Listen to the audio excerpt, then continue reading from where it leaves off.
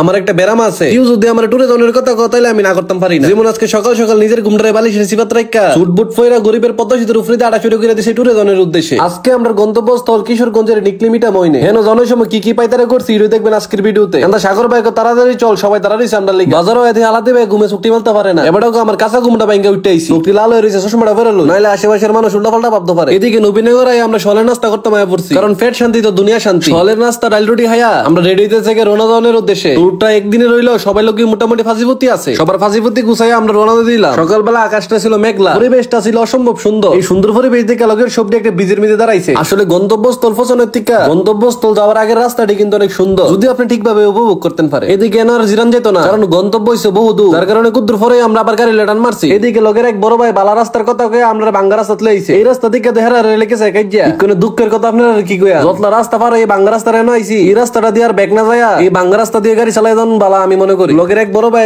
সামনে বলে আরো বালা রাস্তা আছে, হেবাটার কথা আমরা মনে একটা আশা জাগাইলো। কিন্তু যে রাস্তা দিয়ে যাইতাছি জাকির ছুটে শরীরের গেডি গেডি সপ্তাহের পার্স একদম লড়িতেছে, মনে হইতেছে বাইকে না ঘুরাতে রাইড করতেছি। আর এই ঘুরা আমরা টুকুস টুকুস করে লই দিতেছে। বাঙ্গা রাস্তা পার হয়ে শরবতের রাস্তা, এটি কোনো জেনতেন শরবত না ফেয়ার শরবত। আর এরকম ফেয়ার শরবতের রাস্তা কি পরিমাণ ভয়ঙ্কর এটা যারা বাইক চালায় আর একমাত্র বুঝবো। আমি বাইকে থ্রটল দিতেছি আর কইতাছি আল্লাহ যাত্রা বাঁচাই দো, আর দিব না আমি রাস্তার মধ্যে আইতাম না। পিছনে ভাই সাগর ভাই কত হরুবের রাস্তা যদি এরকম আমি কইলাম বাইক কথা কোনো সময় কল্পনা কইরো না। কুদ্দুরের সামনে দলের পরে লগের এক বড় ভাইয়ের সেঞ্চুরি আছে, আই খাই রে মানুষ টুরে বাইরে রিফ্রেশমেন্টের লিগে। আর এন্দা সমস্যা আমরা পিছনে ছাড়তাছে না, কিন্তু বাইকারদের সমস্যা এত বড় সমস্যা, কারণ একজন বাইকের সমস্যা হইলে লগের সব বাইকের সমস্যার সমাধান করে নিলে আগায়। এদিকে বাইরের গাড়িটা ফালতা ঠেলতে ঠেলতে একটা গ্যারেজ উঠাইছি, পরে গ্যারেজ হলো কাহাত থেকে কোন রকমে সেন্টা লাগাইয়া আমরা পড়ছি ভৈরব এবং আশুগঞ্জের মাঝখানের মেঘনা ব্রিজে। আমার ছোটবেলার অনেকটা সুন্দর সময় কাটাইছি ব্রিজের নিচে, কিন্তু সময়ের পরিবর্তনে বহু বছর ধরে ব্রিজের নিচে আওয়া না। এত দুর্জয় মূর্তিকা ঢুকে গেছি আমরা কিশোরগঞ্জের রাস্তা, কিন্তু আমার গাড়ি বেমান শুরু করে দিয়েছে আর যেতাম না। আবলা ভাই আমার কিছু খাওয়া এন্ড আলাদি ভাই এবার সুদর্শন ঘুমাটা লইয়া আমার ক্যামেরার সামনে কি লাল বেটকে দিয়েছে দেন না, বেটকে দিকে মনে হইতেছে এবার বই এবার রাতটা বিয়া করানোর অনুমতি দিয়েছে। এদিকে এবার দুষ্ট নজরে আমার গাড়ি ট্যাঙ্কের দিক চাই কয়টার কথা হইবি বেশি হইলে কিন্তু রাস্তার মধ্যে ভূমি করে দিব। ভাইয়ের কথা আমার কেন না দিয়া আমার বাইকটারে নাহামো অবধি হাওয়ায়া টানতে টানতে আমরা এবার দিকিরবার ফেরি গাড়ে এনতিকে বলে আমরা বাইকটারে নৌকার মধ্যে উড়াইয়া পরে নিকলিতে লোন লাগবো। এই কথা হইনা তো আমার না এটা মুরসা মারছে, কারণ ভাই এনে চান যদি নৌকা হিলা লাগা আমি আনা হাতুরে বাঁচে যেতাম গাফারি, কিন্তু আবার বাইকটার কি হইব।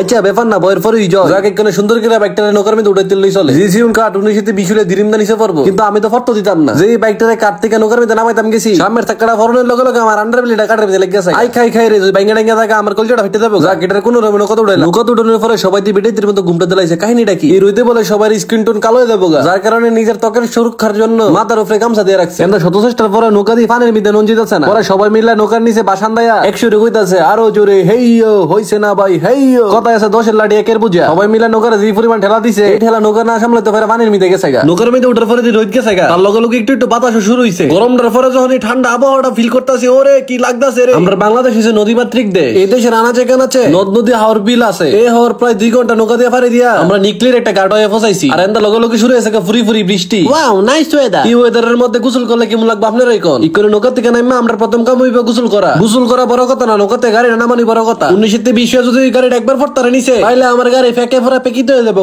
যার কারণে অনেক সাবধানতার সহকারে নিজের গাড়িটা নিজে নিচে নামাইতাছি। বাংলা নিজের গাড়ি নিজে ভাঙা মানুষ যদি একটু আসল কথা তাইলে আমার পিছন ফুরাইবো। নৌকার থেকে নাইমা বাইকটা টান দর পরে দিই বিলের মাঝখানে রাস্তা দিয়ে পুরো পানি নিচে ডুবে রইছে। আর এই পানি নিচে ডুবা রাস্তা দিয়ে আমরা গাড়ি চালানো শুরু করে দিছি। ব্যাপারটা একটু ভয়ঙ্কর হইলো, আমি কিন্তু সেই এনজয় করতেছি। এদিকে আলাদি ভাই যাই পানির ভিতরে যাই বয়ে গেছে গা, আমি হারো তোমার আরামে বয়ে যাচ্ছি। করে টিটি ফুকির মতো ফাঁকা দানে পানি মাঝখানে আলায়া এবার তোর মতো টিটফুটি আমার নেওয়া কাদালা দিবি শরীরের জোরে না ফলে সিস্টেম কিন্তু ওটা ঠিক বাসাই দিছি। পরে দিয়ে এবার কাপ তিরিমি যাইতে পারতাছে না, আই খাই খাই রে কি কাম করে দিলা। এদিকে খেয়াল করে দিয়ে আমার গাড়ির মধ্যে প্রচুর পরিমাণ ময়লা, কিন্তু আমার মন চাইলে এত সুন্দর একটা পরিবেশের মধ্যে সুন্দর পানি দিয়া আমার গাড়িটার গোসল করাইতো। আমরা বাইকের নিজের শরীরের ময়লা সহ্য করতে পারলেও গাড়ির শরীরের ময়লা কিন্তু কোনো রকম সহ্য করতে পারি না, যার কারণে গাড়ির একদম সিফাটিফা সবকিছু মরাই গোসল করে দিয়ে আসি। কথা আছে না দেহা দিয়ে বেহান আছে, আমার দেহা দিয়ে আমার লোকের সবাই দিয়ে গাড়ি দশ শুরু করে দিছে। আচ্ছা হেরার মন চিন্তাছে যখন দুঃখ সমস্যা নাই, পানি দেয় সরকারিও। এদিকে গোসল টুসল করে আমরা যেতেছি গা নিকলি অষ্টগ্রামের আলপনা রাস্তা দিয়ে গাড়ি চালানোর লিগা। কুদ্দুরের সামনে ইয়া বড় রাস্তার মধ্যে উঠে গেছে গা, আমরা জাহাজ দেখে লাভ নাই, আমরা এই আলপনা রাস্তা দানের লিগা। এই আলপনা রাস্তার মধ্যে বাইক চালানোর সময় আমরা দুই রাস্তা